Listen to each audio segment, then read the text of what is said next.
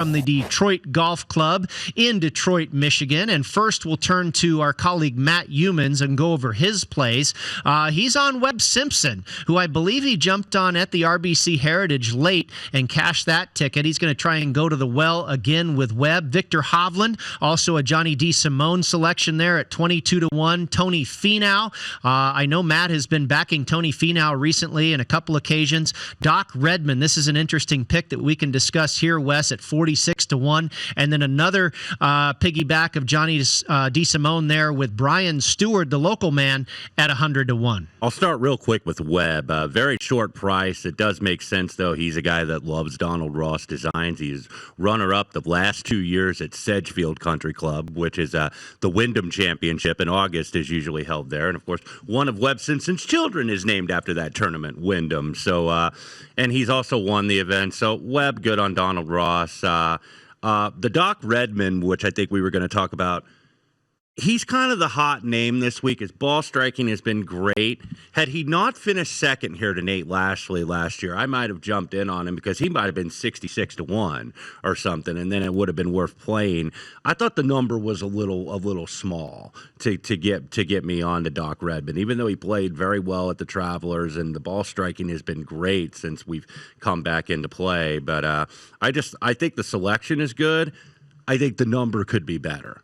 Well, for me, it is like the underdog that starts to shine in the NFL and all of a sudden switches to the role of the favorite, and that's not a team I like to back. And Doc Redman's been playing great, certainly no slouch in backing him, but all of a sudden he's into the neighborhood of 40 or 45-1, and that's in the same neighborhood as Tony Finau. Right. And I don't think those two guys are necessarily in the same class. So I've seen a lot of people backing Doc Redman this week, and it feels just a little too bit of a sexy pick to me for me to get behind him. Let's go to your selections there. I know, I believe you were on Tony Finau as well.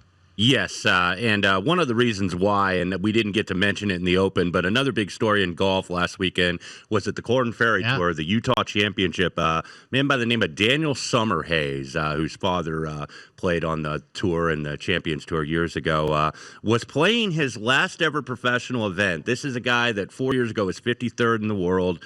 A solid PGA Tour player, made about $9 million in prize money over his career. Well, he was playing his last event because he's going to retire and become a teacher and a golf coach at his high school alma mater in Utah. He ends up posting a 62, 20 under that gets him into the playoff. That score holds up, but he bogeys the first hole in the playoff and ends up bowing out and didn't win.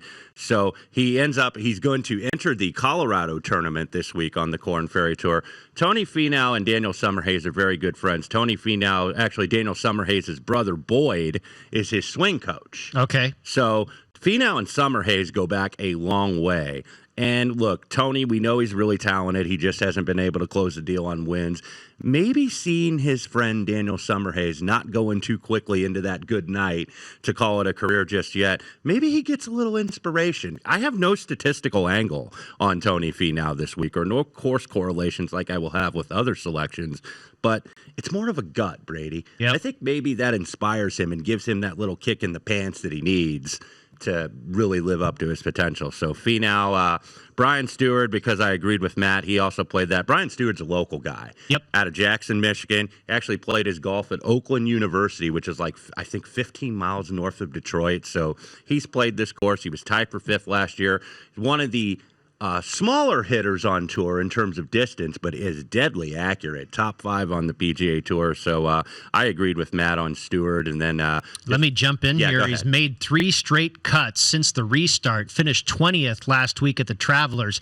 15th in strokes gained around the green, which I think is going to be a big factor this week, and 60th in putting average. So I'm on Brian Stuard too, and I think his skill set makes sense. That along with the local flavor. Yeah, exactly. And then played a couple course correlations this week. Brent Snedeker ended up getting him 54-1. He's probably in the 50 range, maybe the 45 range at most books now. Donald Ross guy, loves these courses. I wrote about it and have some quotes from him from last year's tournament where he played here and tied for 5th. That'll be in the Point Spread Weekly column released tomorrow. But guy that always plays well at the Wyndham Championship. So Not really in great form, but I think this could be maybe that turnaround spot for him. Poston at 45-1, who we both played at the RBC. Last time they played a full field event on a Donald Ross course was last year's Wyndham Championship, and the winner of that was JT Poston. I would have liked a better number, but he was on my card for this week. And then a couple longer shots, Eric Van Rooyen and Patton Kizzire. Van Rooyen needs like a really high finish to lock up his PGA Tour card for next year. So I'm going to be looking to play him the next few weeks. Yep. There a sense of urgency there for Van Rooyen.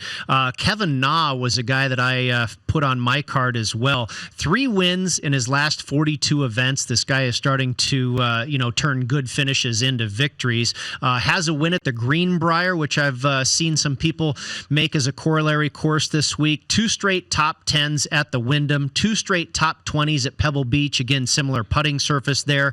Finished 9th at the WGC Mexico this year, which is a very similar putting surface to what we have this week. 6th on tour in strokes gained putting and 9th in scrambling.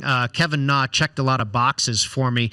Did not perform well at the Colonial where he was the defending champion. I did not back him there, but off of his performance last week at the Travelers, it looks like, for a guy that is certainly one of the classier players in the field this week, I got him at 37-1, but 40-1. That's a really good price on a guy, again, that has a lot of class in this week's field. I'm on Na as well, and just to give you some numbers from last week at the Travelers, 4th in driving accuracy, 2nd in greens and regulation, 5th in strokes gained putting last week at the Travelers Championship. He was minus 13 on the par 4s last week. The only guy that was better was the winner of that tournament, Dustin Johnson. And there are a lot of shorter par 4s on this track. He's not a long hitter, but he can hit it pretty straight. So I think that distance disadvantage is mitigated by the shorter par 4. So I'm on Na as well. And just to point out a couple of plays on your card as well, you liked a lot of Donald Ross corollaries this week. Patrick Reed, former winner at the Wyndham Championship. Brandt Snedeker, who we both played.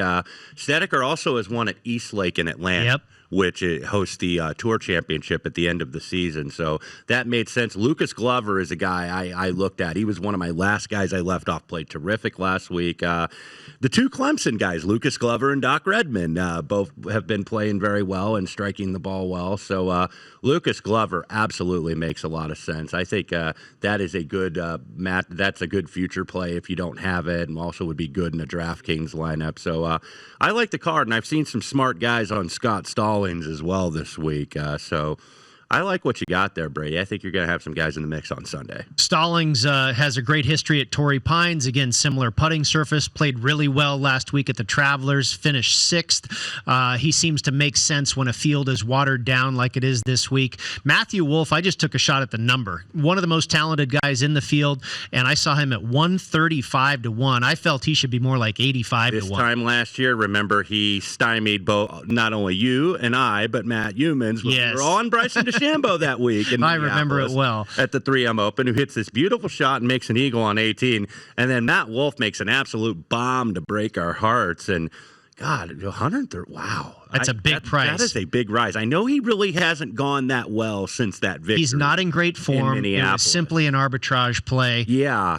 Brian Stuard, we talked about him. Siwoo Kim had a nice return to form last week at the Travelers. Also, he is one at the Wyndham. There you go. He is one at the Wyndham. Also, before the layoff, he shot a 65 to open at the Players Championship. So that good form that quit in March returned last week at the Travelers. Rafa Cabrera Bello, just kind of, you talked about Tony Finau being a kind of a gut feeling play. That was kind of, for me, with RCB there. He's been in good recent form. He's played very well on this putting surface at WGC Mexico and Riviera. He's played well at Pebble Beach. So I went with 10 different guys this week and put about half of them or so into the top 20, top 10 market as well. So I'm with you. I like the card. We'll see where it goes. And then on the head-to-head matchup, Siwoo Kim over your guy Poston, just couldn't ignore the price there at plus 165. And Stuart at even money over Keegan Bradley. Yeah, going back to my matchups real quick, one matchup I did play was Ricky Fowler. I looked at him as the futures market. I played him over Sungjae Im. Ricky Fowler, of course, is sponsored by Quicken Loans, who their brand is Rocket Mortgage. So usually that's a pressure event when you're playing in your sponsor's event. But because we don't have spectators, he has a lot less obligations this week. I'm interested to just see how he plays, not only for the matchup play, but just how he is going forward, because I want to see if maybe this is a place where he can get back into good form. I think that's a great point that you figure the fan factor into your handicap, and I think it also applies to a guy like Brian Stuard. Because there are no fans around, he's a hometown guy, but he doesn't have less pressure, doesn't have all those commitments that come with playing a home game on the PGA Tour, which you and I both is a situation typically that we like to fade. We see that in Europe all the time when the European Tour schedule resumes here in a couple weeks. It's such pressure to win your home tournament in your homeland. Next week, it's on to Dublin, Ohio.